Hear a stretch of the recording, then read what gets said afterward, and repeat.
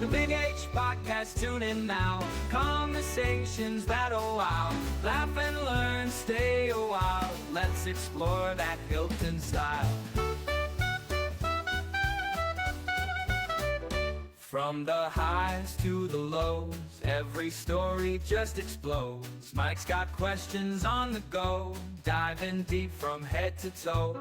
Every week the guests align, sharing moments so divine. Stay with us, the pace is fine. Every episode you'll find. The Big H Podcast, tune in now. Conversations that'll wow. Laugh and learn, stay a while. Let's explore that Hilton style.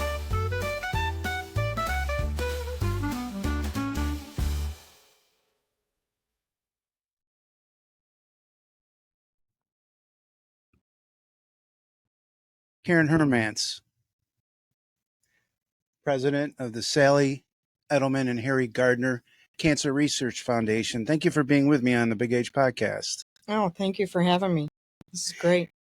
Tell me a little bit about the history of the foundation that you've been made aware of, how long it's been in existence, and what it does for people. Okay.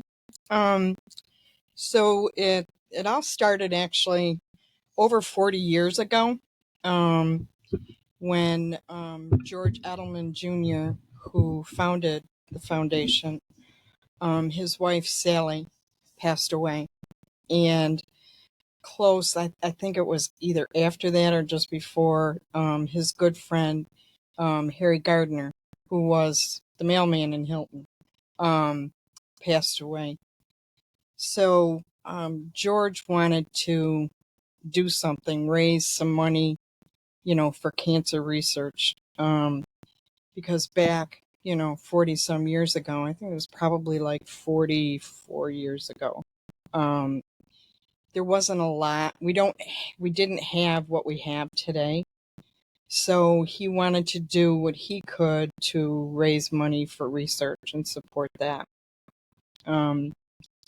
So we did it through what we call grassroots fundraising. So we had bike-a-thons, walk-a-thons, euchre tournaments, men's golf, ladies golf, book sales, can sales, penny sales. And the really cool thing about that is this amazing town that they call the little town with the big heart.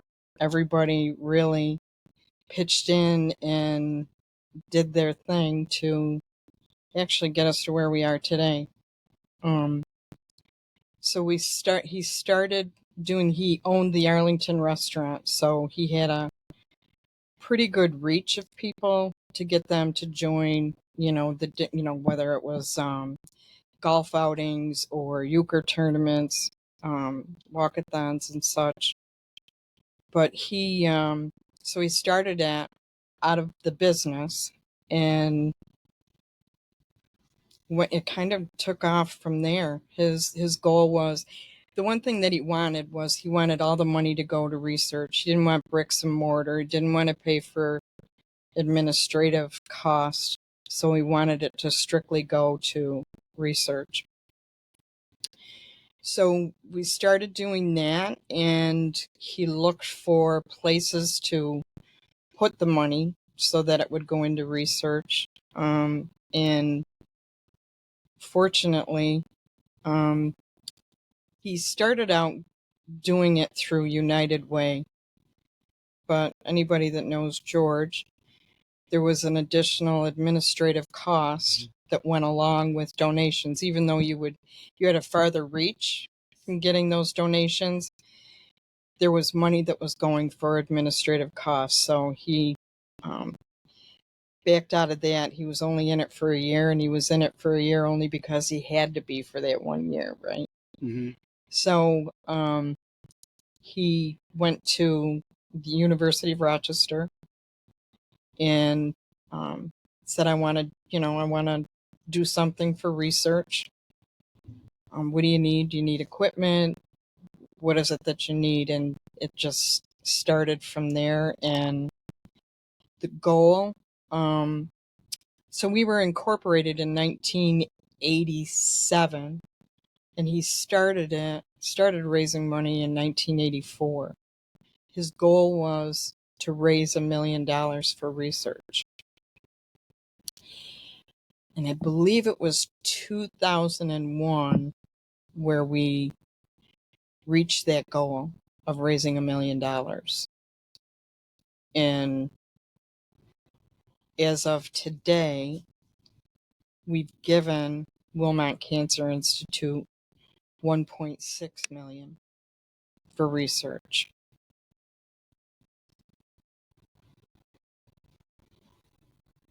So were you involved, right from the beginning then? I wasn't involved right from the beginning. I started doing fundraising probably, I don't know, maybe 15 years ago. Doing some of the events, and then I was elected to the board.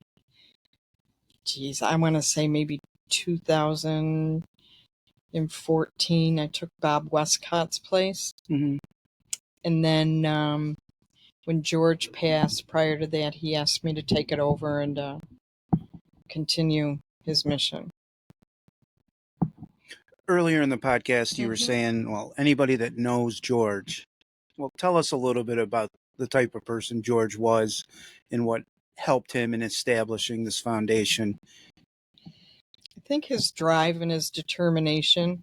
The one thing, when you take a look at, even when he was alive, he'd raised $1 million for cancer.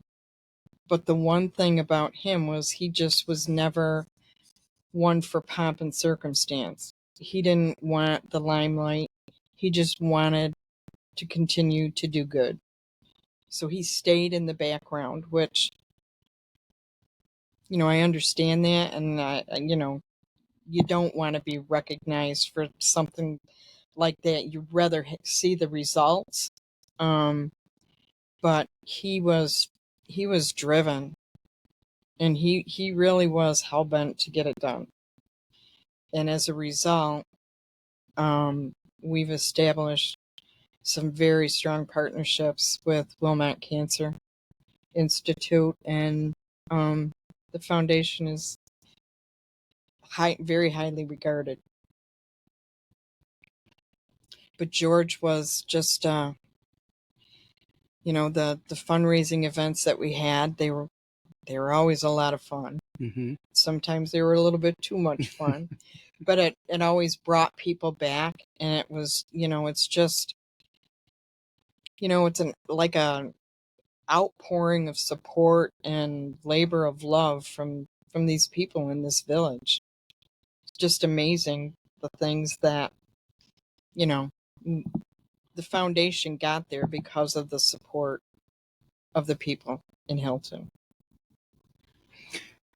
So you said sometimes those fundraising events were fun, sometimes a lot of too much fun. Tell me a little bit about how that fundraising did bring the community together, maybe giving me a couple of examples of this tournament or this walkathon or this golf tournament. Mm-hmm. One of the examples is we have the ladies golf tournament that my sister Cheryl Edelman runs. It's been going. This year will be I think it's our 44th year. And it's not like we've had a huge turnover of people. I mean, these ladies come out and they support the cause. We have one, Nancy Hendershot, who has played every single tournament. And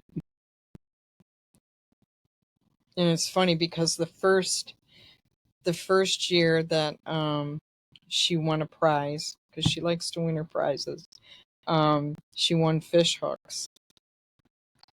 So we last year we presented her with a special prize of fish hooks. So it was kind of funny.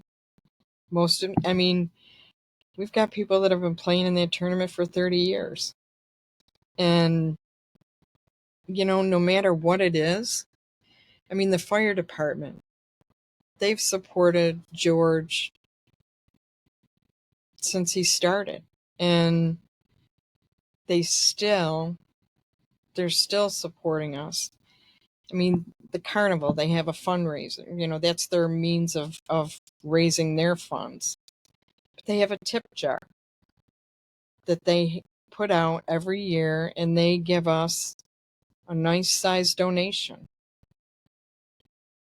And they do it all, that's their fundraiser, and they're still giving. And so we thought that we had them last year. And we had a gala where we celebrated, where we had given $1 million. And was that last? No, we had finished our commitment, so we celebrated with that, and they were invited and presented us a check.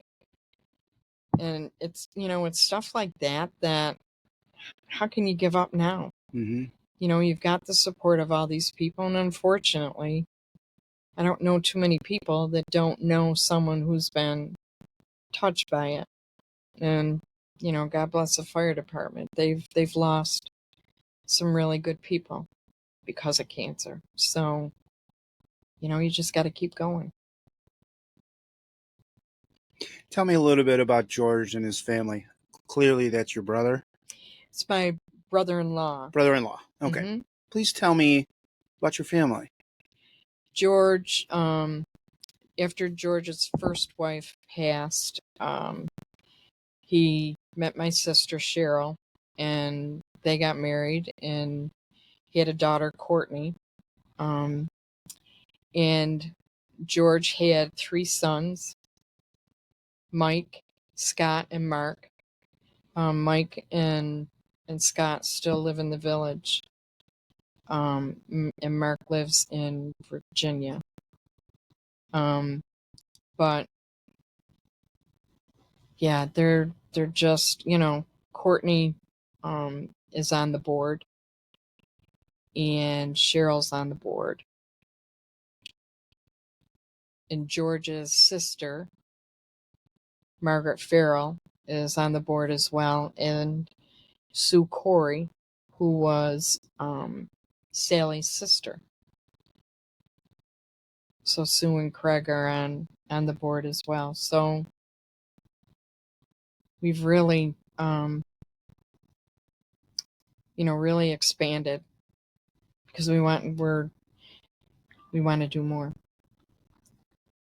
So the the family's involved, and it's a good thing.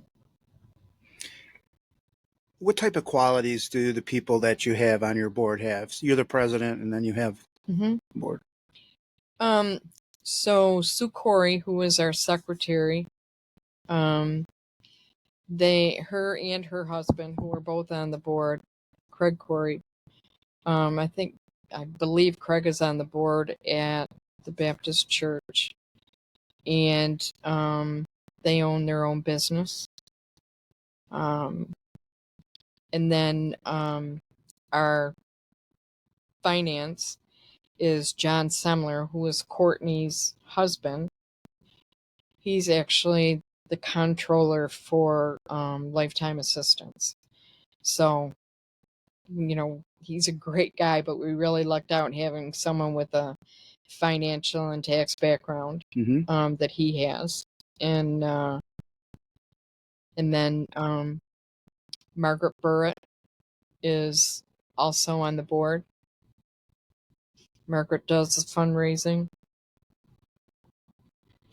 So it's a really good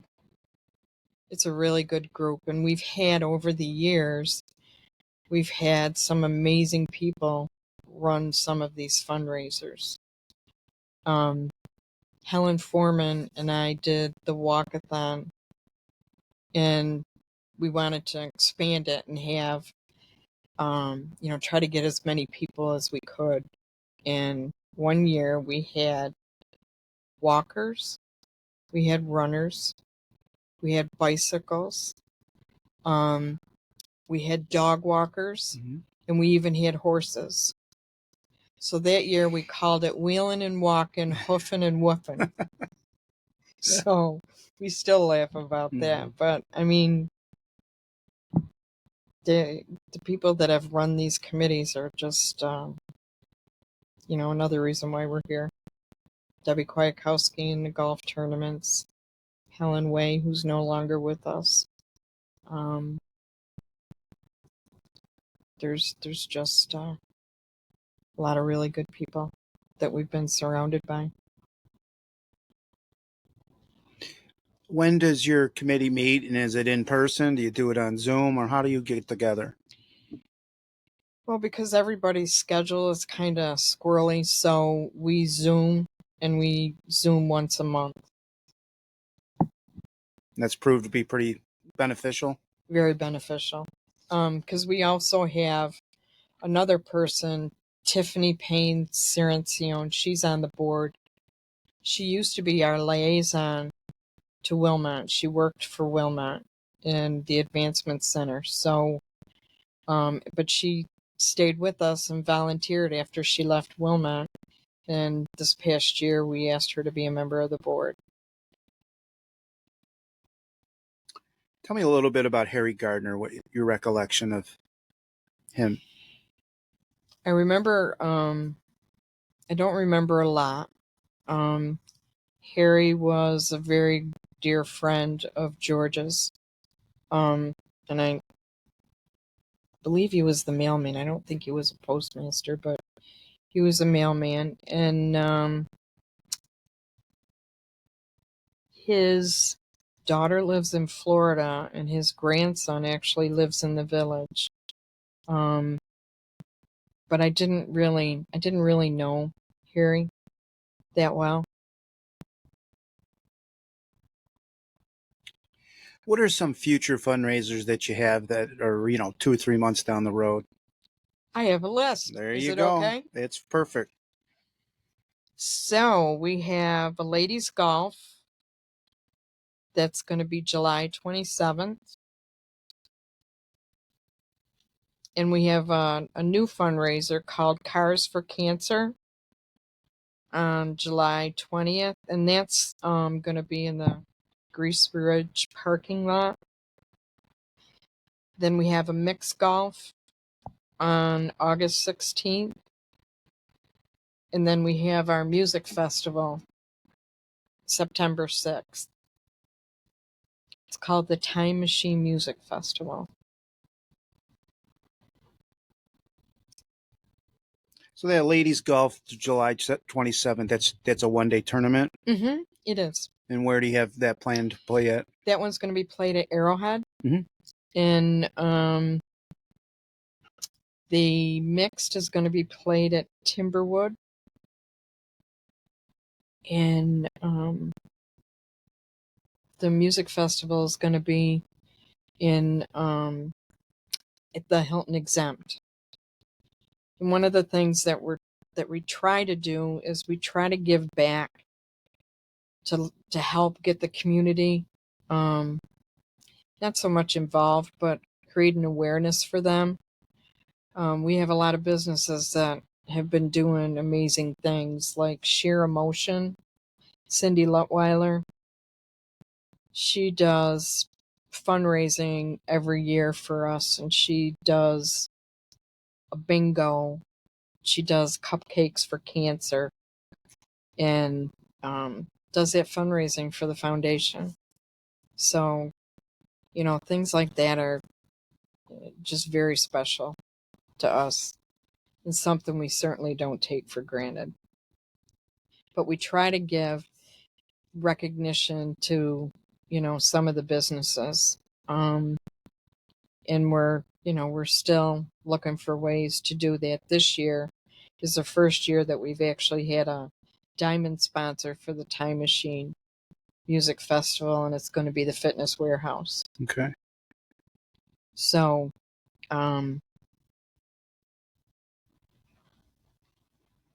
What type of bands? Do you know the bands that you're going to have at the Music Fest? yeah, we have the the Yacht Club, which plays a lot of the older music, but boy, do they get that crowd going, and they have a really good following. The Sandro Nero Band, and she plays all different kinds of music and is an amazing singer. And then we have, boy, another band. I apologize. I'm so sorry. It's all right. What type of music or genre is it? Is it country? I would say it's some of it's rock, some of it's old rock, and it features Donnie Mancuso, who is just went into the Rochester Music Hall of Fame. He was with Black Sheep. Nice. Yeah, and he's been with us every year. So has the Yacht Club, and so has Sandra Nero.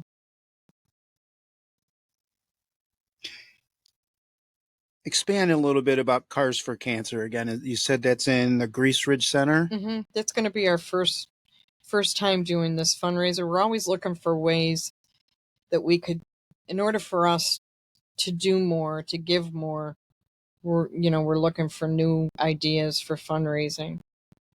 So Tiffany, who is on our board, her husband, she calls him a gearhead.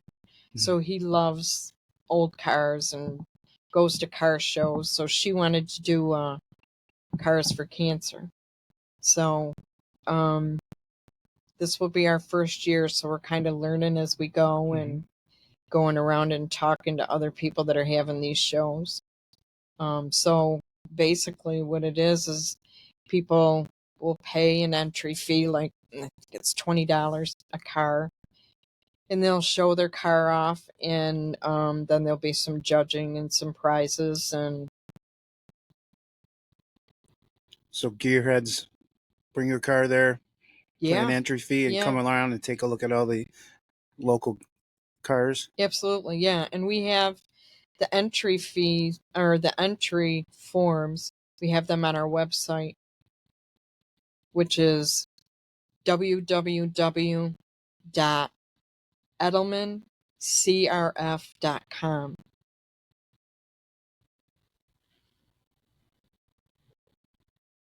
So we'll have registration forms on there for that. Plus, there's a lot of other information on the website.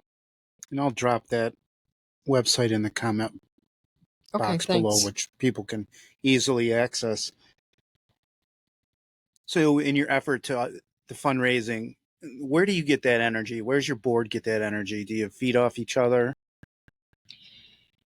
You definitely feed off each other, but I think the biggest thing is, we made a commitment, George made a commitment that we would never stop.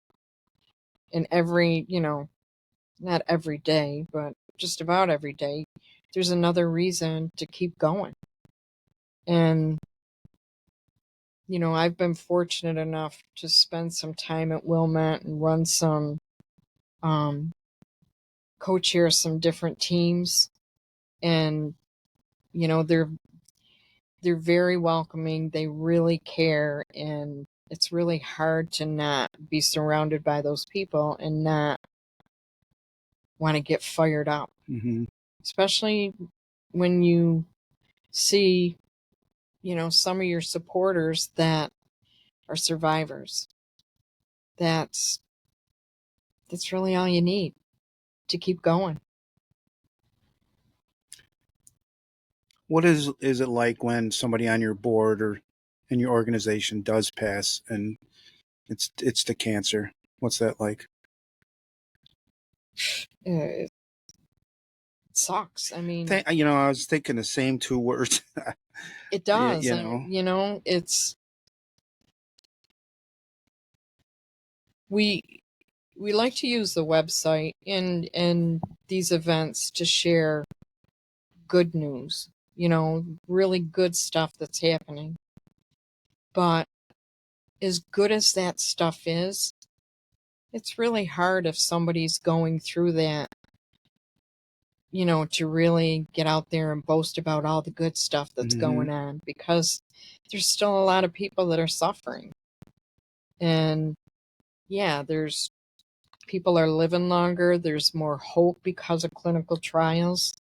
But there's still a lot of work left to do. What are some plans that you have on the horizon to help survivors, people facing challenges? What would you like to do with that? Oh man. Well, one of the things that I've been fortunate enough to do with Wilmot is run some focus groups and talk to them about, what is it that when you were diagnosed, what is it that you needed that you didn't get? What is it that you didn't need that you got a lot of? So that we can start to help other people, that are going through this diagnosis. Because typically when somebody gets diagnosed, they glaze over. They're not paying attention. Not that they're not paying attention, but I mean, it's a terrible thing to even hear. So how do we help them get through that? And you do that through having better communication at the hospitals, patient navigators, people that they can buddy up with that knows what they're talking about. I can have all the empathy in the world, but I haven't gone through it. So it's not even fair for me to think that I do know. So would really like to do that. And I have some ideas, and one of them is I don't even know if it's a podcast, but to have a safe place where people can come, whether they're survivors, whether they're caretakers, and just talk about their experience, so that those of us that don't have it can learn how to respond to others that do. So I don't know when that's coming. I'm doing a couple focus groups for Wilmot, so I'm hoping that at some point I can do the same thing for our supporters here. Great idea. Tell me a little bit about those focus groups through Wilmot. Tell me about something that you chair or a session that you would be involved in. One of the things that I did was I wanted to have people don't always get a chance to talk to the researchers, the ones that are in the labs working all day trying to find, the next great idea. So we don't have a lot of contact because they're not out in the community. So the community doesn't know always what the researchers are doing, but the researchers don't always know how much they're appreciated. So I brought, I had a group of community members, different types of people, and we had we wrote what they call an RFA. It's a request for application, and it's a grant to do research, and it was called Our Voice, Your Science. So we had the first community group write a grant, and Wilmot funded it. They not only funded one, but they actually funded two, and that was pretty cool. I like that title, Our Voice, Your Science, because it's the people that receive the help, but the research, in a sense, they're in a lab and they don't sometimes, I think, see the fruits of their labor. No, they don't.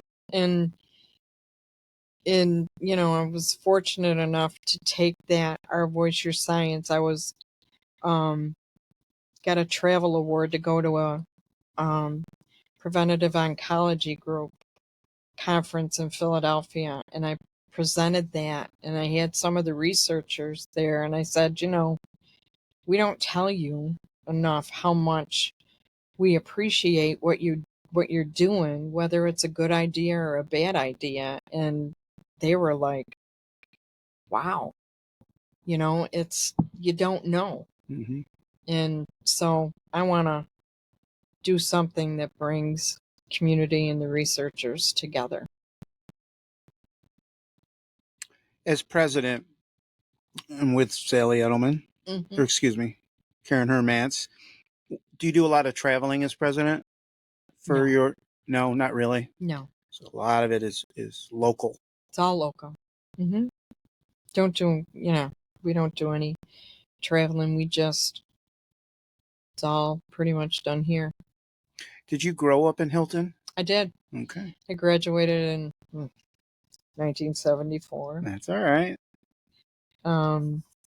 Yeah, and then went from high school to Kodak. So you entered the workforce right at 18, or did you? Well, I entered, I think it was like 21. Mm-hmm. Yeah, 21. And retired from there after 40 years. But fortunately, I'm thankful because a lot of the skills that I learned there, I'm using now. Okay. So I'm very appreciative of that. Expand on those skills and the jobs you did at Kodak. I was an operations supervisor for a time, and then then they switched me to a maintenance supervisor for the film flow. And maintenance is probably the furthest thing that you would think that I would do. The guys would never even let me touch a tool. It was a big joke, but yeah, it's all managing people and letting them do what they're good at, and project management and stuff like that. And you didn't have any college education or any? I had some college, but I didn't finish. Okay. Didn't finish. And that made me wrong, but you managed a lot of guys in your position, right? Oh yeah. Mm-hmm. What was that like? It was awesome, actually. In order to get respect, you got to give it. Mm-hmm. And I was really lucky. Still in contact with some of them today. Actually, last week in 2 different groups. We went out to breakfast or lunch, and it's just good people. If you let people do what they're supposed to be good at, Mm-hmm. then that helps. Tell me a little bit about then your family, any siblings or your mom and dad? Yeah, my mom and dad passed. Mm-hmm. And my one sister lives in Wisconsin, and my other sister, Cheryl, lives here in the village, just outside the village. I did read some information that you've retired from Kodak in 2019. Mm-hmm. What have you been doing since then, besides being president's got to be pretty big? Hobbies, interests? Well, aside from the foundation and Wilmot, that takes up quite a bit of time, but Mm-hmm. Love to jet ski. Mm-hmm. That was my gift to myself when I retired. So, and I enjoy doing that. I have some kids down the street that I call my adopted grandsons, and they're good kids. So we spend some time on the jet skis, and they're active sports, so I get to go watch them play sports. One of them is lacrosse, which they're in the sectionals on Tuesday, so that's They're pretty doing cool. pretty well, yeah. Yeah. Mm-hmm. He's a freshman. Really? So, yeah, he's starting. Well, my best of luck to that team because I know the mom of one of the players too. So, Oh, really? well, yeah. Yeah, I I hope hope they so take too. it all, you know. Do you go out on the water with them then with Oh, your yeah. jet skis? Uh-huh. Yep. Yep. They take good care of me. They make me toe the line. That's awesome. Yeah. That is awesome. How could people reach you again? You got the email, and is there also a phone number too? Then that they Absolutely. Yeah. Anybody has any questions whatsoever, my phone number is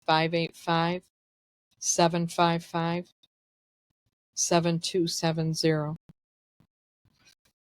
I'll put that again in the comment box down below. Sure. Um, Oh, and I just joined the Hilton Alumni Association. oh, good. Yeah, with Nancy and Debbie Montrello and Bonnie Lupo. And Did you have good days at Old Hilton High School?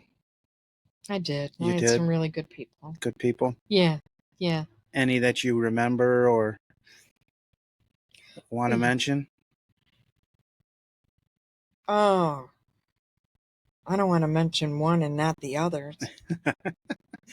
Well, you mentioned Bob Westcott. Was he teaching when you were there? I think he was. He was a teacher of mine when I went through. Really? I was mid to late 80s, yeah. So, Oh, wow. Yeah. but he was on the board and you took over his position, you said? He moved to Florida. Okay. Mm-hmm. Gotcha. Yeah. Mhm. It's, yeah, we've had a lot of really good people on the board, that were homegrown from Hilton. Bernie Katie and Duke Wolfram, Bob Diedrich. Oh boy, I'm gonna get in trouble. You don't get in trouble, but you're mentioning names of the Dietrich name and Wolfram. I remember doing some painting at his house when I was in high school. Duke. Yeah. Yeah. Well, Karen, it's been great getting to know you. I look forward to getting your information out there Thank you. in any way that I can help you with. Anything else that you want to bring to our wide array of audience? I guess the only thing that I would leave you with or leave them with is, there's no amount of words or gratitude that we could ever express to all of the people, businesses, supporters over the years that have been with the foundation, believe in the foundation. There's no words that we could say to show how much their support means to us. And if there was a way that we could figure out how to do that, we would certainly do it, but certainly doesn't feel like it's enough. Mm-hmm. But we do appreciate it. Well, I appreciate you, and you keep me updated on your upcoming fundraisers, and I'll find a way to plug it into any of the platforms that I have. Thank you for joining me on the Big H podcast. Thank you for doing this. This is awesome. Please follow me on X at Michael Heiss 17 on Spotify or on Apple Podcasts at the Big H podcast. We'll see you soon. Okay.